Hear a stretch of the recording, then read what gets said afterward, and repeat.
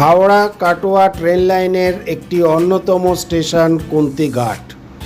এছাড়া শিয়ালদা থেকে শিয়ালদা নৈহাটি ভায়া ব্যান্ডেল হয়ে কুন্তিঘাট স্টেশন যাওয়া যায়। গুড মর্নিং, আমি উৎপল। আমার ইউটিউব চ্যানেল ইউনিভার্সাল উৎপলের পক্ষ থেকে বলছি, আজ আমরা যাচ্ছি একটি অফবিট প্লেস কুন্তিঘাট এবং সেখানকার কিছু দর্শনীয় স্থান আপনাদের দেখাবো। চলুন।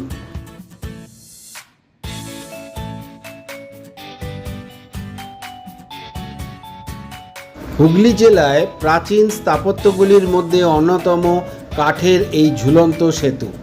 কয়েক শতাব্দী পার করে আজও ডাচ সংস্কৃতির অন্যতম বাহক এই সেতুটি। কুন্তিঘাট রেল স্টেশন নেমে সেখান থেকে মিনিট পাঁচেকের হাঁটা পথে পৌঁছে যাওয়া যায় এই সেতুটিতে। কুন্তিঘাট ও ঘোষালিয়া গ্রামের মাঝে কুন্তি নদীর ওপর এই ঝুলন্ত কাঠের ব্রিজটি অবস্থিত। জানা যায়, ডাচ শাসনকালে হুগলি জেলার জর্জ ড্যানিয়েল স্মিথের চেষ্টায় এই সেতুটি নির্মিত হয়। সেতুটি তৈরি করতে অর্থ সাহায্য করেছিলেন ভাস্তারার জমিদার ছকুরাম সিংহ। হাওড়া কাটোয়া ট্রেন লাইনের অন্যতম স্টেশন কুন্তিঘাটে অবস্থিত এই সেতুটি। কুন্তি নদীর উপর এই ঝুলন্ত কাঠের সেতুটি প্রায় 300 বছরের প্রাচীন।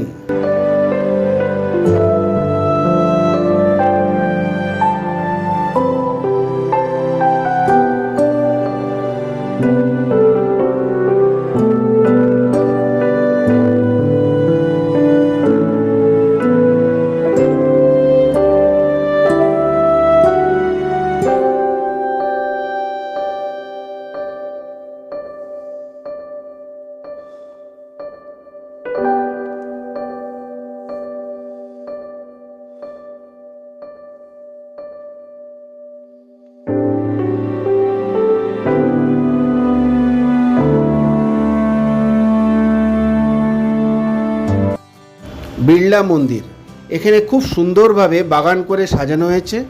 এখানে ভোর 5:30 থেকে সকাল 9:30 পর্যন্ত এবং বিকেল 4টে থেকে সন্ধে 8টা পর্যন্ত খোলা থাকে এই মন্দিরটি। এখন মন্দিরটি বন্ধ আছে, তাই ভেতরে গিয়ে দেখাতে পারলাম না।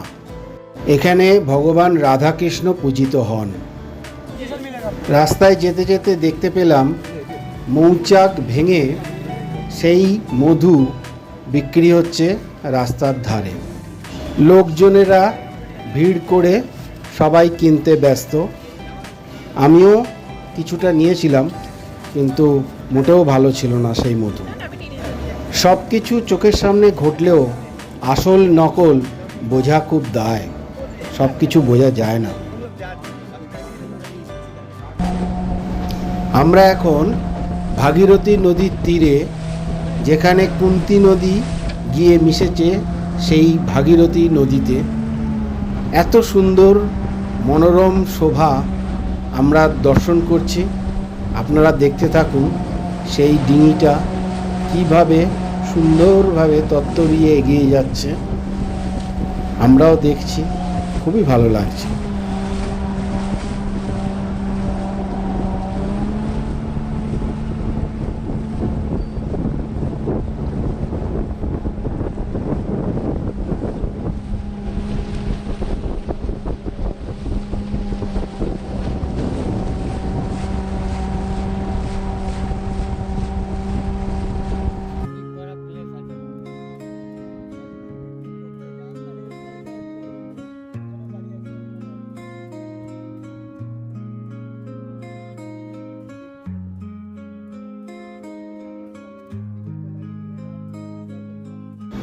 দূর থেকে একটা স্টিমার আসছে, দেখুন কি সুন্দর লাগছে, কি মনোরম দৃশ্য। এখানে অনেক আইল্যান্ড আছে যেখানে চাষাবাদও হয় এবং কিছু লোকের বাসও আছে। আপনারা দেখতে থাকুন।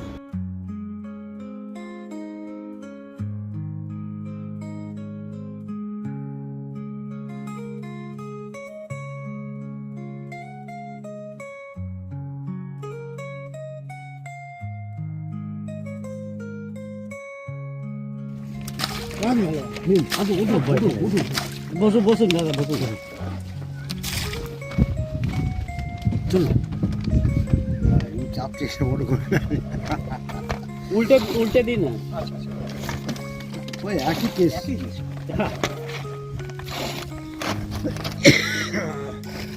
বলুন দাদা। ওখানকার কয়েকজন পরিচিত গ্রামবাসীদের সহায়তায় আমরাও নৌকা ভ্রমণে বেরিয়ে পড়লাম। খুবই ভালো লাগছে, আপনারা দেখতে থাকুন। শীতের সকালে মিষ্টি রোদের আলো গায়ে মেখে আমরা ভাগীরথীর বুক চিরে এগিয়ে চললাম।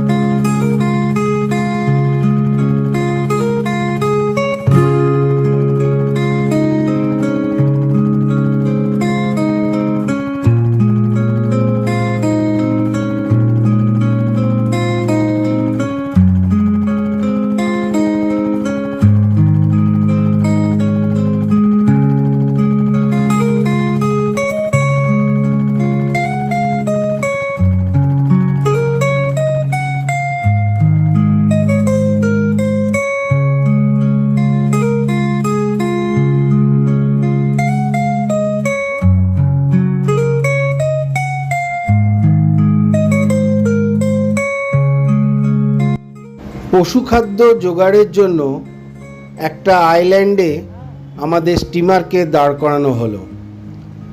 এখন আমাদের স্টিমারটা দাঁড়িয়ে আছে, আর এই গ্রামবাসীরা এখন স্টিমার থেকে নেবে, তারপরে তারা যাবে জঙ্গলে গিয়ে সেই পশুখাদ্য নিয়ে আসবে। তবে আমি কিন্তু ডাঙায় নামিনি, আমি স্টিমারেই বসেছিলাম। সবাই গিয়ে জঙ্গলটা ঘুরে এলো, খুব সুন্দর।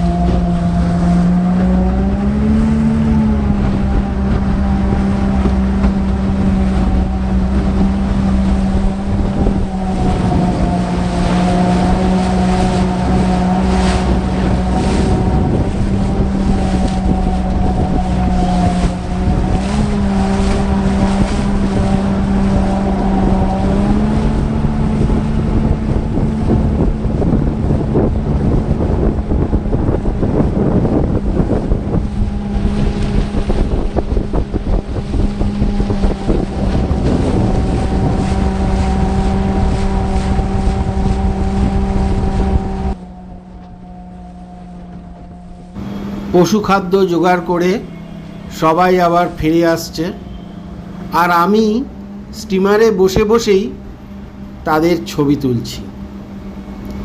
এই দৃশ্য মনের মণিকোঠায় বাঁধিয়ে রাখার মতো। খুবই ভালো লাগছে এই সুন্দর পরিবেশ।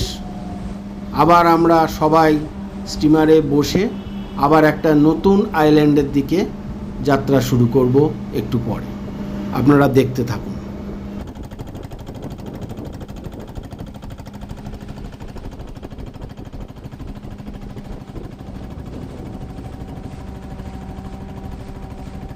আমি একটু আগে আপনাদের বলছিলাম না যে ওখানে কিছু গ্রামবাসীরা তারা বসবাস করে।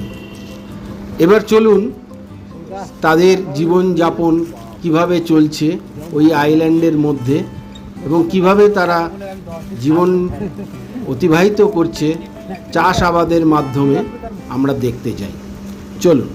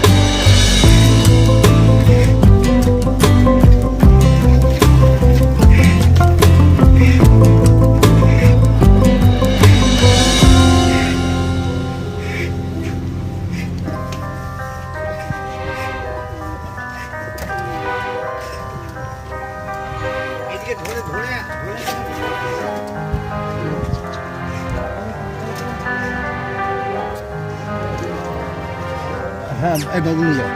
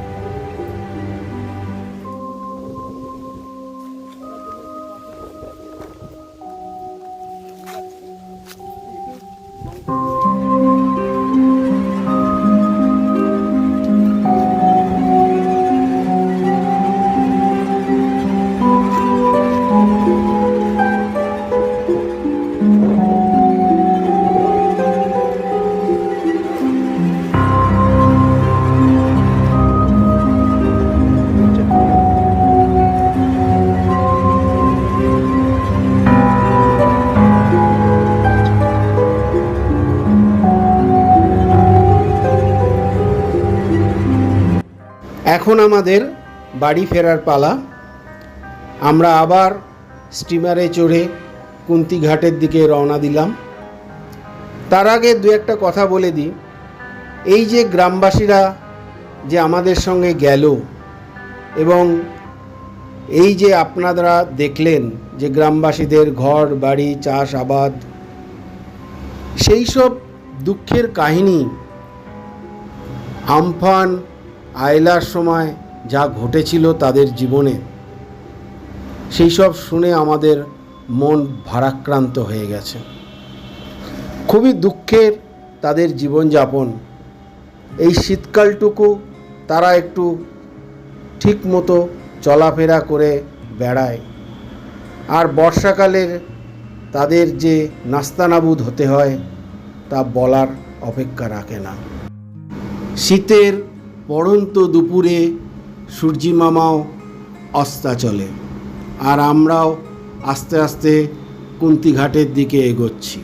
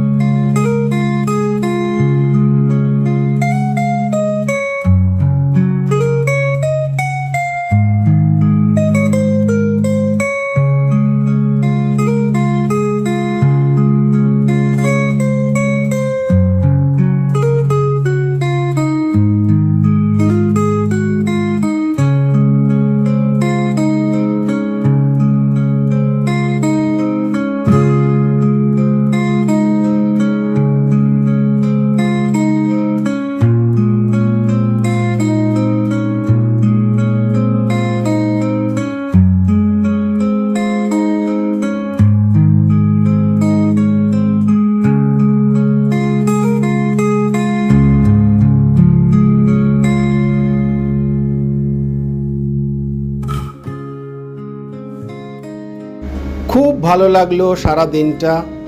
সবাইকে ধন্যবাদ।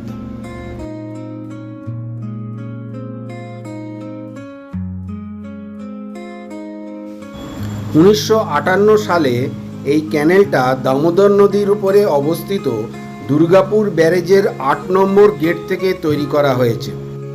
সাধারণত চাষের জন্য এই ক্যানেল তৈরি করা হতো। 138 কিলোমিটার পথ অতিক্রম করে এসেছে গোপালপুরে। তবে এই ক্যানেলটি আসার পথে আরও এরকম লক গেট আছে। হুগলি জেলার কুন্তিঘাটে এই ক্যানেলটি মিশেছে কুন্তি নদীতে গিয়ে, এবং কুন্তি নদী মিশেছে হুগলি নদী বা ভাগীরথী নদীতে গিয়ে। গোপালপুরের এই ড্যামে 3খানা গেট আছে। বর্ষাকালে এই 3খানা গেট খুলে দেওয়া হয়। এই জায়গাটি ডিভিসির জায়গা, তাই এখানে বিনামূল্যে পিকনিক করতে পারেন।